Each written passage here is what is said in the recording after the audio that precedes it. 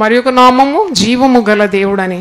18వ కీర్తన 46వ వచనంలో చూడండి, యెహోవా జీవము గల దేవుడు, నా ఆశ్రయ దుర్గమైన దేవుడు, స్తోత్రార్హుడు, నా రక్షణకర్త అయిన దేవుడు, బహుగా స్తుతి నొందును గాక. ఆయన జీవం గల దేవుడు, గాడ్, లివింగ్ గాడ్. జీవం గల దేవుడు అంటే living God. Is not only a loving God, is a living God. ఆయన జీవిస్తున్నాడు. ఆయన ఉనికి కలిగి మనం బ్రతుకుతున్నాం. మనం చలిస్తున్నామంటే దేవుడు జీవిస్తున్నాడు గనుక మనం ఆయన జీవిస్తున్నాడు గనుక మనము జీవిస్తున్నాం. ఆ మాట యోహాను సువార్తలో ఉన్నది, ఒకసారి చూడండి. యోహాను సువార్త 14వ అధ్యాయము 19వ వచనం, నేను జీవించున్నాను గనుక మీరును జీవించు. You live because I live. ఆయన జీవిస్తున్నాడు గనుక మనం కూడా జీవము కలిగి ఉన్నాం. దేవునికి స్తోత్రం, హల్లెలూయా. యేసు ప్రభువును కలిగి ఉన్నవారు జీవము, సమృద్ధి అయిన జీవం గలవారు. వారు పరిస్థితులు తారుమారైనప్పుడు ఆత్మహత్యలు చేసుకోరు. వారు హఠాత్ మరణానికి గురి కావాలని కోరరు. వారు జీవించాలనే కోరుతారు. నేను బ్రతుకు కాలం అంతయు యెహోవాను స్తుతించేదను. అపోస్తలుడైన పౌలు అంటున్నాడు, నేను బ్రతుకుతే నేను ప్రభువు కొరకే బ్రతుకుతాను. నేను చావైనా నాకు మేలు, ఎందుకంటే చావు అంతం కాదు. చావు అయితే నేను ప్రభు దగ్గరికి వెళ్ళిపోతాను. ఆయన జీవించే ప్రభు కనుక నాకు ఏదైనా నాకు పర్వాలేదు. బ్రతుకుట క్రీస్తు, చావైతే నాకు లాభమే. ఆయన జీవిస్తున్నాడు కాబట్టి నేను జీవిస్తాను. మరణమైనాక కూడా నాకు పునరుద్ధానం ఉంది, జీవం ఉన్నది, నిత్య జీవం ఉన్నదని తెలియజేస్తున్నాడు. యెహోవా జీవము గల దేవుడై ఉన్నాడు. దేవునికి స్తోత్రం. 21 సంవత్సరాల పరిచర్యలు అనేక మంది ఇతర కుల మత మరి వర్గానికి చెందిన వారు ఇక్కడ పరిచర్యలకు వచ్చినారు. అందుకే యునైటెడ్ పీపుల్ ఫెలోషిప్ అని పేరు పెట్టినాం. క్రిస్టియన్ అనే పదమే లేదు. యేసుక్రీస్తు అందరి ప్రభు. ఈ జీవం గల దేవుని అందరి తెలియజేయాలి కదా. మరి నిర్జీవ స్థితిలో ఇక్కడికి వస్తారు. చచ్చిపోతాను, ఇంకా నాకు చావే శరణ్యం, నాకు ఈ లోకంలో ఎవ్వరు లేరు, నన్ను ఆదుకునేవారు లేరు అని ఇలా కృంగి విచారంతో వచ్చిన వారందరూ కూడా జీవము గల దేవుని వారికి పరిచయం చేసినప్పుడు రక్షణ పొంది ఎంతో సంతోషంగా ఉన్నారు. దేవునికి స్తోత్రం. వారిలో కొందరు సేవలు కూడా చేస్తున్నారు. నేను దేవుని మహిమపరుస్తున్నాను. ఈ పరిచర్య కూడా జీవము గల పరిచర్య, జీవం గల దేవుడు అయి ఉన్నాడు. దేవునికి స్తోత్రం. ఎందుకంటే అన్యుల జోలికి పోకూడదు. పూజలు వ్రతాల్లో నువ్వు కూడా కూర్చోకూడదు. దేవునికి చాలా అవమానం అది. నీవు పరిచయం చేయాలి జీవం గల దేవుని ఇతరులు. వారు చేసే కార్యాలు నీవు కూడా పోయి మరి పాలు పొందితే దానివల్ల దేవునికి మహిమ రాదు. కాబట్టి జీవము గల దేవుని సేవిస్తున్నాము. ఆయన మృతుడు కాడు, ఆయన జీవము గల దేవుడు. జీవము గల దేవుని పేరట నేను నీ మీదకి వస్తున్నానని బాలుడైన దావీదు సవాలు చేస్తున్నాడు కదా. గొలియాతుతో అంటున్నాడు, నువ్వు కత్తి ఈట బల్లం పెట్టుకుని నా మీదకి వస్తున్నావు, కానీ నువ్వు తిరస్కరించిన దేవుడు జీవము గల దేవుని పేరట నీ మీదికి, ఇశ్రాయేలు దేవుడైన యెహోవా పేరట నీ మీదకి వస్తున్నాను. ఆ రోజు ఓడిపోయినాడు కదా, గొలియాతు ఓడిపోయినాడు, దావీదు విజయవంతుడైనట్టు మనం తెలుసుకుంటున్నాం. మరి ఈ జీవము గల దేవుడు నీ ప్రార్థనలను వింటున్నాడు. దేవునిలో జీవం ఉంటేనే కదా నువ్వు పెట్టే మోరలు ఆలకించడానికి. You feel God every time, you feel God every minute, you feel God. ఆయన సన్నిధిని నువ్వు అనుభవిస్తున్నావు అంటే ఆయనలో జీవం ఉన్నది. ఆ జీవాన్ని నీవు మరి అనుభవిస్తున్నావంటే ఆయన జీవం గల దేవుడు అని అర్థం. దేవునికి స్తోత్రం. అపోస్తల కార్యంలో పౌలు భక్తుడు ఒక మాట అంటాడు, అది కూడా జ్ఞాపకం చేస్తాను. అపోస్తల కార్యం 17వ అధ్యాయం 28వ వచనం, మనము ఆయన యందు బ్రతుకుచున్నాము, చలించున్నాము, ఉనికి కలిగి ఉన్నాము. దేవునికి స్తోత్రం. ఆయన జీవమే మనకున్నది, ఆయనలోనే మనం జీవిస్తూ ఉన్నాం. ఆయన మరణమైనాడు, మానవాళి కొరకు తన ప్రాణం అర్పించినాడు. ఆయన మృతుడుగానే ఉండిపోలేదు, ఆయన మృతిని గెలిచినాడు. చప్పట్లు కొట్టి దేవుని స్తుతిద్దాం. ఆయన మృతిని గెలిచినాడు, మృత్యుంజయుడైనాడు, ఆయన పునరుద్ధానుడైనాడు, ఆయన సజీవుడుగా ఉన్నాడు. కనుక మనము ఆరాధించేది జీవము గల దేవుడని మర్చిపోకూడదు. మరి ఒక నామము పవిత్రుడు అనే ఒక నామం ఉంది. హెబ్రీ 7:26 మీరు చూసినప్పుడు ఆయన పవిత్రుడు, నిర్దోషి, నిష్కల్మషుడు, పాపులలో చేరక ప్రత్యేకంగా ఉన్నవాడు, ఆకాశ మండలం కంటే మిక్కిలి హెచ్చైన వాడైన ఇట్టి ప్రధాన యాజకుడు మనకు సరిపోయినవాడు. హెబ్రీ 7:26 ఈ మాట చూస్తున్నాం. ప్రభు యొక్క లక్షణాలు, ఆయన పవిత్రుడని, నిర్దోషి, నిష్కల్మషుడు, గొప్ప ప్రధాన యాజకుడు. ఈ ప్రధాన యాజకుడు మనకు సరిపోయినవాడు. ఎందుకు అంటే అక్కడ ఎక్స్ప్లెనేషన్ 27-28 మిళితమై ఉన్నది. ఆ మాట చూడండి. ధర్మశాస్త్రము బలహీనత గల మనుషులను యాజకులుగా నియమించును, కానీ ధర్మశాస్త్రం తర్వాత వచ్చిన ప్రమాణపూర్వకమైన వాక్యము నిరంతరమును సంపూర్ణ సిద్ధి పొందిన కుమారుని నియమించును కనుక ఈయన ఆ ప్రధాన యాజకుల వలె మొదట తన సొంత పాపముల కొరకు, తర్వాత ప్రజల పాపం కొరకు దినదినము బలులు అర్పింపవలసిన అవసరం గలవాడు కాడు. తన్ను తాను అర్పించుకున్నప్పుడు ఒక్కసారి ఈ పని చేసి ముగించాను. అంటే ఆయన యేసు ప్రభువు పవిత్రుడు, ఆయనలో పాపము లేదు. కాబట్టి ఒకేసారి ఈ పవిత్రుడు మన కొరకు తన ప్రాణం అర్పించినాడు. పాత నిబంధన కాలంలో, ధర్మశాస్త్ర యుగంలో యాజకులు మొట్టమొదట వారి పాపముల కొరకు బలి అర్పించాలి. వారి పవిత్రులైనాక మళ్ళీ ప్రజల పాపం పరిహారం చేయాలి. అలాగా మాటి మాటికి చేస్తున్న పాపాల కొరకు బలులు అర్పించాలి. ఎందుకంటే ప్రధాన యాజకులు కూడా సంపూర్ణులు కారు. కానీ ఇప్పుడు మనకు ఒక గొప్ప ప్రధాన యాజకుడు ఉన్నాడు, యేసు ప్రభు. ఆయనలో ఏ కల్మషము లేదు. ఆయన పవిత్రుడు, ఆయన నిర్దోషి, ఆయన నిష్కల్మషుడని వాక్యంలో చూస్తున్నాం. హెబ్రీ 4 కూడా ఒక మాట చూడండి, 4:15 మన ప్రధాన యాజకుడు మన బలహీనతల యందు మనతో సహానుభవం లేనివాడు కాడు, కానీ సమస్త విషయంలోనూ మన వల్లే శోధింపబడినను, ఆయన పాపము లేనివాడుగా ఉండే పవిత్రుడు అన్నమాట. సో ప్యూర్ మన ప్రధాన యాజకుడు, పవిత్రుడు, పరిశుద్ధుడు, ఆయన పాపం లేనివాడుగా ఉండను గనుక, ఆయన పవిత్రుడు గనుక మనము కనికరింపబడి సమయోచితమైన సహాయం కొరకు కృప పొందినట్లు ధైర్యముతో కృపాసనం యొద్దకు చేరు. ఆయనలో ఏ కపటం లేదు, నిర్దోషి, పవిత్రుడు, పరిశుద్ధుడు. కాబట్టి నువ్వు పాపివి, నువ్వు వెళ్ళి ఆయన పాదాల దగ్గర పడాలి, కృపాసనం యొద్దకు వెళ్ళాలి. నువ్వు ధైర్యంగా వెళ్ళు, నువ్వు మొరపెట్టు, ప్రార్థన చేయి. నీ ప్రార్థనలన్నీ ఆ పవిత్రుడు వింటాడు. నీలో ఉన్న అపవిత్రత యావత్తు తొలగిస్తాడు. నిన్ను పరిశుద్ధునిగా, పవిత్రుడు, నిర్మలునిగా చేస్తాడు. యేసు రక్తము ప్రతి దుర్నీతి నుండి నిన్ను పవిత్రులుగా చేస్తుంది. ఆయనలో ఏ పాపము లేకుండా. ఆయనలో పాపం ఉన్నదని ఎవరైనా నిరూపించగలరా? Anyone can you prove that there was sin in Jesus? He was sinless. ఆయనలో ఏ పాపము లేకుండిందని, నాలో పాపం ఉన్నదని మీరు ఎవడైనా స్థాపించగలుగుతాడా అని యోహాను సువార్త 8:46 ఉంది. నా యందు పాపం ఉన్నదని మీలో ఎవడైనా స్థాపించగలుగుతాడా? అంటే ఎంత ధైర్యము ఆ మాటలు కదా! ఎంత పవిత్రులకైనా ఆ మాట మాట్లాడడానికి వీలు కాదు. కానీ ఆయన సంపూర్ణుడు, పరిపూర్ణుడు, పాపరహితుడు, పవిత్రుడు, నిర్దోషి, నిష్కల్మషుడు. కాబట్టి అంటున్నాడు, నాలో పాపం ఉన్నదని మీరు ఎవరైనా స్థాపింపగలుగుతారా? ఎవరు కూడా ఆయనలో పాపం ఉన్నదని స్థాపించలేకపోయినారు. ఆయన పాపరహితుడై ఉన్నాడు. ఆయన ధర్మశాస్త్రము నెరవేర్చడానికి వచ్చినాడు, కొట్టివేయడానికి రాలేదన్నాడు. ధర్మశాస్త్రంలో ఉన్న 10 ఆజ్ఞలు కూడా యేసుప్రభులో నెరవేరింది. మీరు ఎప్పుడైనా ఆలోచించినారా? యేసుప్రభు పవిత్రుడు. ఆయన ఎప్పుడైనా వ్యభిచారం చేసినాడా? యేసుప్రభు ఎక్కడైనా దొంగతనం చేశాడా? యేసుప్రభు ఎవరి సొమ్మైన ఆశించినాడా? 10 ఆజ్ఞలు పాటించినాడా లేదా?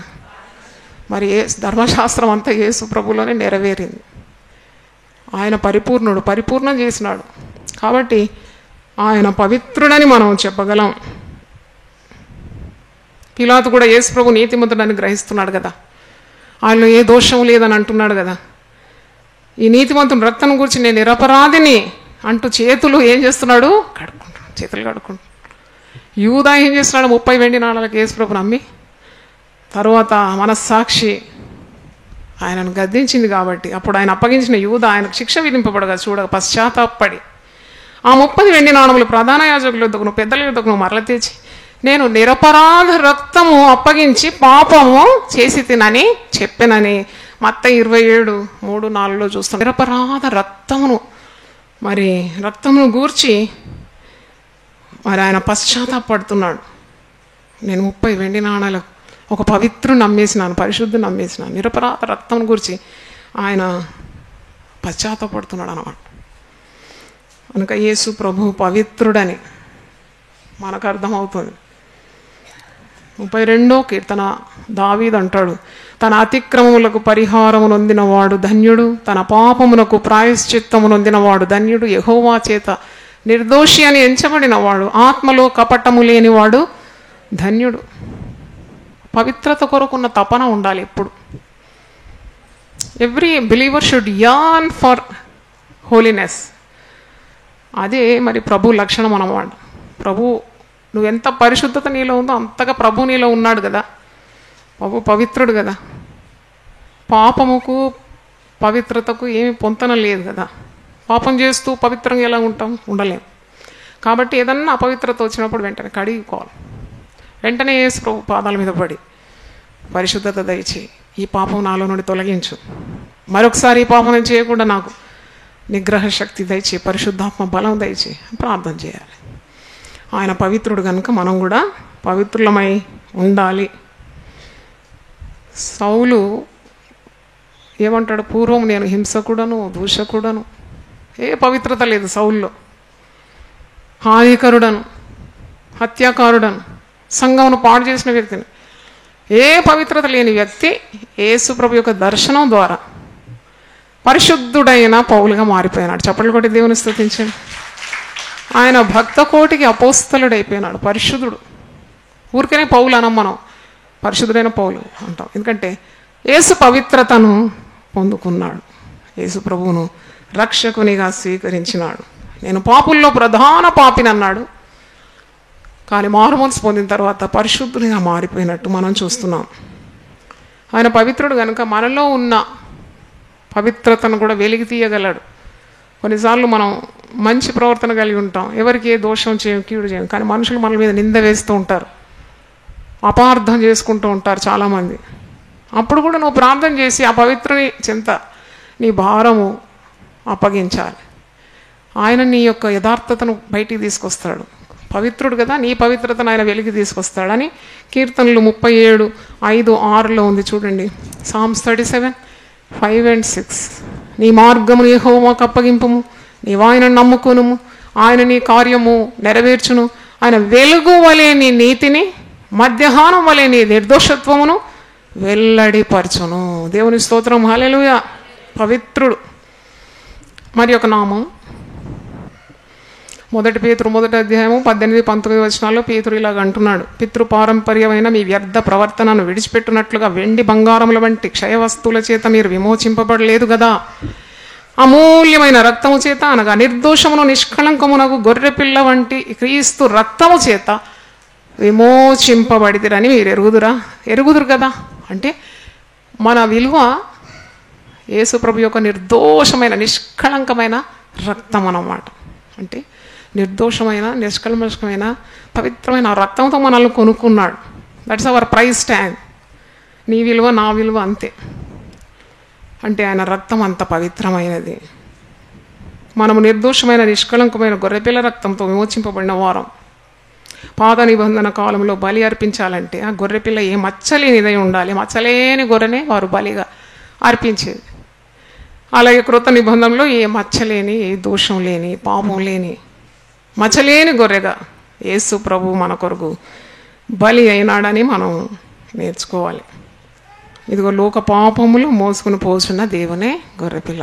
మన పాపములు ఆయన మోసినాడు. ఆయనలో పాపం లేదు, మన పాపములు మోసుకున్నాడు. దాని కొరకు ఆయన వెల చెల్లించినాడు.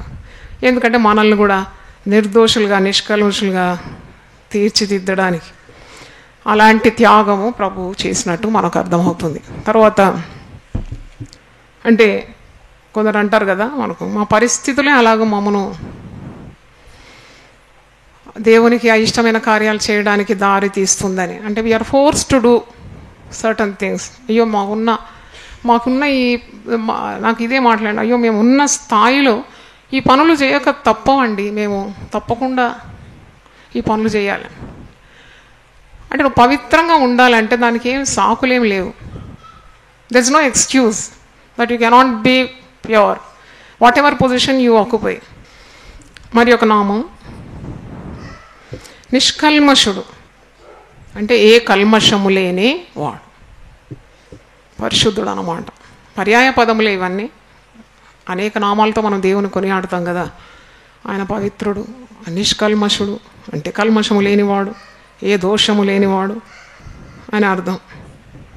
దానియేలు ఒక అన్యుడైన రాజు దగ్గర ఉన్నాడు, అన్య దేశంలో ఉన్నాడు. ఆయన ఎంత నిష్ఠ కలిగి ఉన్నాడు, ఎంత పవిత్ర.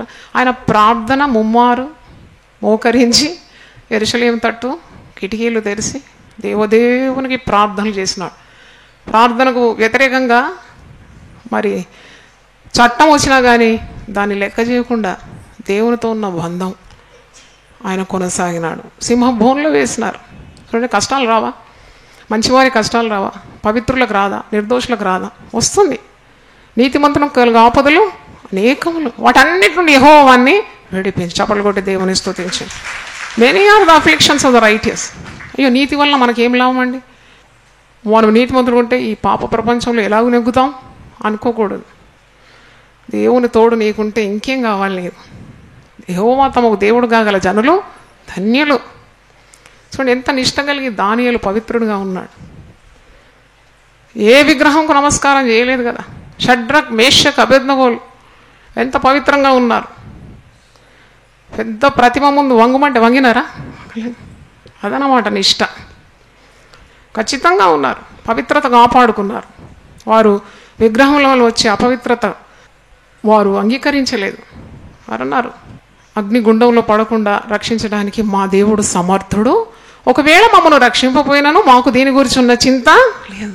హల్లెలూయా చెప్పండి గట్టిగా. రక్షించినను రక్షించకపోయినాను మేము మాత్రం ఈ ప్రతిమకు నమస్కారము చేయం. అలాగుండాలి, అలాగుండాలి. గంగిరెద్దులాగా అమ్మకు నమస్తే పెట్టంటే ఇట్లా అంటుంది, అయ్యకు పెట్టమంటే ఇట్లా పెట్టదు. అటు ఇటు అటు ఇటు ఎన్నాళ్ళు ఉంటారు? ఖచ్చితంగా దేనన్నా పట్టుకోవాలి. ఇంకేం కావాలి నీకు? ప్రభు రక్షకుడుగా ఉన్నాడు. ప్రభు మార్గం నీకు చాలింది కదా, ఇంకా వేరే మార్గాలకు వైదొలిగే అవసరం లేదు. ఆయన పవిత్రుడు, నిష్కల్మషుడు. దేవునికి స్తోత్రం. నేను నిష్కల్మషమైన పవిత్రమైన మార్గంలో నడిపించడానికి ఆయన సమర్థుడైన దేవుడు. దేవునికి స్తోత్రం. ఈరోజు నామములు ధ్యానించినాము. నేను చెప్తూ ఉండగా మీరు చేతులెత్తి దేవుని స్తుతించండి, స్తోత్రం చెల్లించండి. జీవము గల దేవుడు, పవిత్రుడు, నిర్దోషి, నిష్కల్మషుడు. హల్లెలూయా, హల్లెలూయా. ప్రార్థన చేసుకుందాం. హల్లెలూయా. ప్రభువా, నీ పరిశుద్ధ నామమునకు స్తోత్రం. తన అద్భుతమైన నామముల ద్వారా మమ్మల్ని ఆత్మలో బలపరిచేందుకు వందనాలు చెల్లిస్తున్నాము. ప్రభువా, ఈ లోకంలో మాకు చాలిన దేవుడవై ఉన్నావు. ఏ పరిస్థితికైనా సరిపోయిన దేవుడవై ఉన్నావు తండ్రి. నాయన గొప్ప దేవుడు తండ్రి, సమస్త శరీరాత్మలకు దేవుడవై ఉన్నావు. వర్తమాన భూత భవిష్యత్ కాలంలో ఉండే దేవుడవై ఉన్నావు. ఓ నిజమైన దేవుడు, నిత్య జీవమునై ఉన్నావు. పవిత్రుడవు ప్రభువా, నిర్దోషినైనా నిష్కల్మషుడవు ప్రభువా.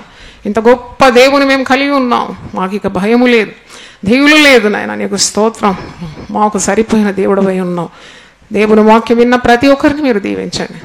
టీవీ ద్వారా దేవుని వాక్యం వింటున్న వారిని కూడా బలపరిచి చక్కని శ్రేష్టమైన మార్గంలో నడిపించమని, వారి అవసరతలన్నీ తీర్చమని యేసు నామములో అడిగి వేడుకుంటున్నాను తండ్రి. ఆమేన్, ఆమేన్. దేవుడు మళ్ళీ సమృద్ధిగా దీవించును గాక. ఆమేన్.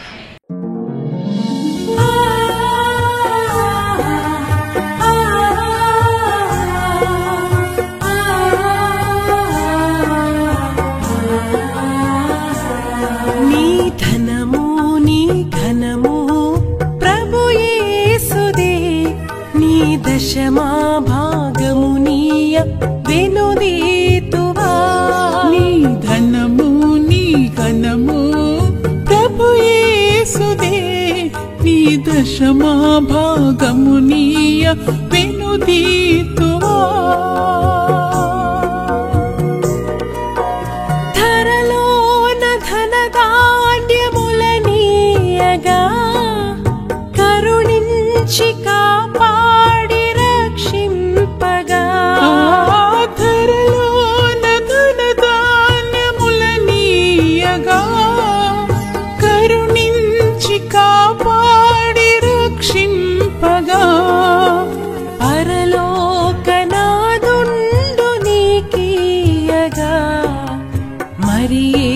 యేసు కొరకీయవెనుదీతువా పరలోకనాథుండు నీకీయగా మరి యేసు కొరకీయవెనుదీతువా నీ ధనము నీ ఘనము ప్రభు యేసుదే నీ దశమా భాగము నీయ వెనుదీతువా